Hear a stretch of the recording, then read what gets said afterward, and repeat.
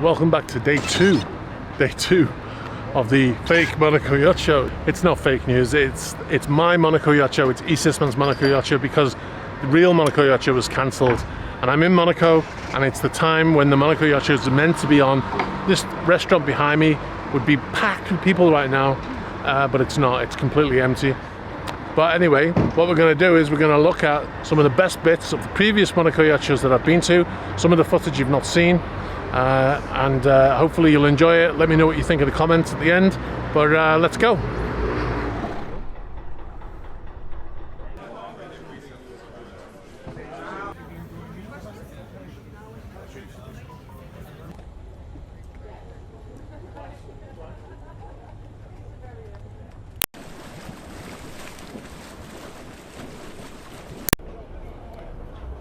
All right, so this is Motor Yacht Dar.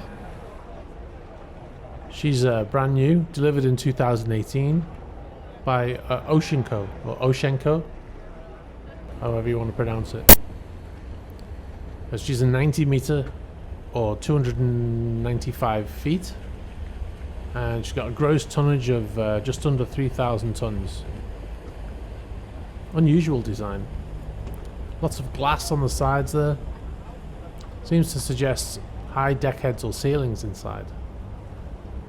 She was given the project name Shark during her build, and you can sort of see why when you look at her form from the front.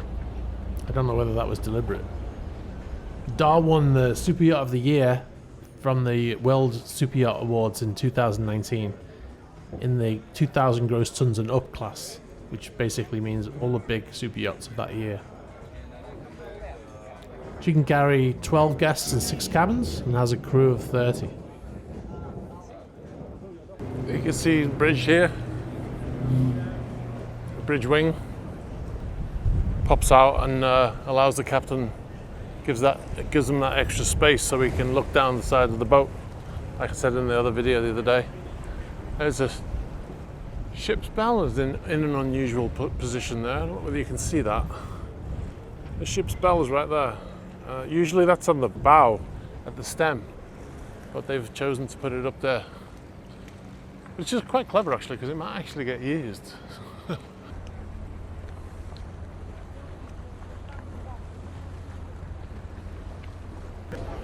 So there's another yacht with its toy on it. I'm not sure the name of the yacht yet, but I just wanted to point out the helicopter. It's a McDonnell's Douglas. I'm not sure whether it's MD-800, but it's an MD series, and it's famous for the NOTAR, N-O-T-A-R, no-tail rotor. So it uses a type of thrust vectoring, not unlike the type used on the Harrier. It uses thrusting air through the rotor, through where the rotor would be on the tail, and it pushes it in the opposite direction to the blades, and it changes as the helicopter moves around.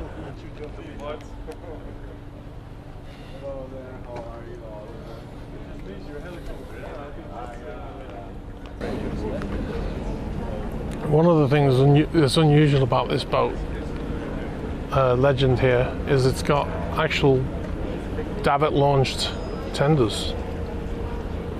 You don't see that very often, because it takes up quite a lot of space, and also it's a pain in the butt when it comes to, obviously they're very heavy, so it's again to do with stability. Also it means that davits have to be load tested. I'm not sure whether it's every year, but they have to be load tested every a set amount of time, which involves getting a giant bag connected into the davit and then filling the bag with water till it gets up to its maximum loading. And that's a pain in the ass. So you don't see many boats with these on.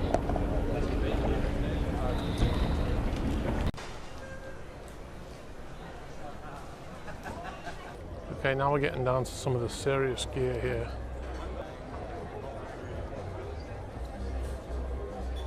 My name is Makis Marinis. I'm from Monaco Rib Boats. We are the distributors of Ribco boats in Monaco, France and Italy. Ribco boats are high-performance rib boats in various lengths with very good sea keeping, very good quality. We can show you all things of the boat, and we have the 44 feet here and also 36 feet in the water.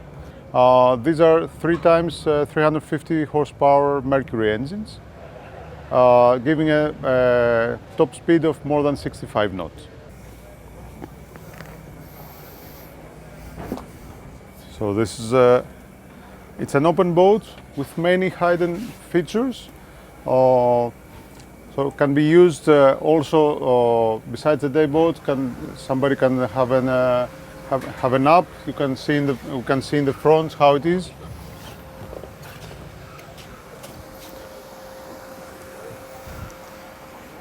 This area can be used as storage, but also for a quick nap, either overnight or during the day. There's a big area here for the toilet and shower. The shower? Yeah. Ah. So also a lot of height. There's a window there. There's a shower here, seat toilet. Seats are adjustable. You can be standing or you can be sitting with a very good visibility. Controls are easy to have here, and full control of everything in the boat here. No wind coming in. There's a protection. In heavy weather there is also protection on the sides. And in here there's a sink. And on the other side there's a big fridge here. Oh, nice. Yeah. Oh wow, that's deep. Yeah, it's very deep. Yeah. It's full of, you can see here how deep it is. Yeah. Wow. Yeah. It's a full Raymarine package of GPS, VHF here, AIS. Can be a rudder can be also added if somebody opts for it. A depth sounder, big stereo system with speakers, subwoofer, and all around the boat, and full instrumentation. Okay, and is this leather? Is this leather? No, it's not leather because it's waterproof material. Of course. So that it's very durable and very good quality. If you want an espresso, you can have an espresso. What kind of price are we looking at for a boat for this size? The 44 as it is with all everything as you see it, because our strategy is not to have a base price and then to add this and this and this and to have double the price. This in total, as you see it, is 400,000.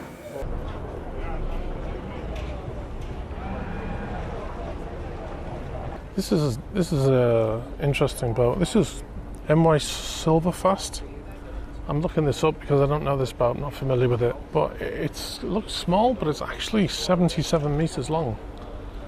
So it's looks like it's built for speed. Maybe that's why it's called Silverfast, eh? Built 2015, 1,000 gross tons. Okay, so I just looked up this boat. And it is it says it's a 77 meter, 252 feet. It was built in 2015. It holds 12 guests. A top speed of 29 knots. Now, that is fast for a yacht. Most boats are not built for speed, they're built for comfort. So this has got a cruising speed of 25 knots, that is fast. It doesn't sound fast. It's about 30 miles an hour, 29, 30 miles an hour, but that is fast. To cruise at that speed, I doubt they do it very often. They might do it when the owner's on board, but they would not do it without the owner unless they needed to be somewhere for the owner, you know, because obviously the faster you go, the more fuel you use, and these things use a lot of fuel. And talking about fuel, to fill up, well, I don't know about this boat because I don't know what size tanks it's got, but like the boats on the other side, the Jubilee 110 meter, to fill one of those boats up, to put it into perspective, to fill one of those boats up with fuel, it would cost you about, I would say, probably between $180,000 and $210,000. So it gives you an idea of the kind of money. If you think about that, think about supercars, how much a supercar costs, like the Lamborghini Huracan we saw before. So each time he fills up, he could buy a Huracan, or you know, close enough. So that's the kind of money that they pour into these things. And a yacht of Jubilee size probably costs about 10 to 15 million a year for the upkeep.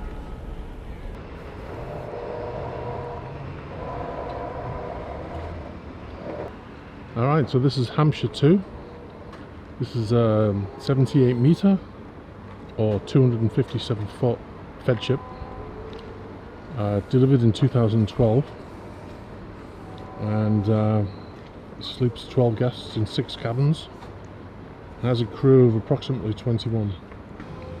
Wow, this is unlike any tender I've ever seen. So if you look on the door there, it says Tender 2, Hampshire II. TT, Tender 2, Hampshire II. It looks like a police boat or a, you know, Coast Guard boat or something. I don't know where they put that boat on this.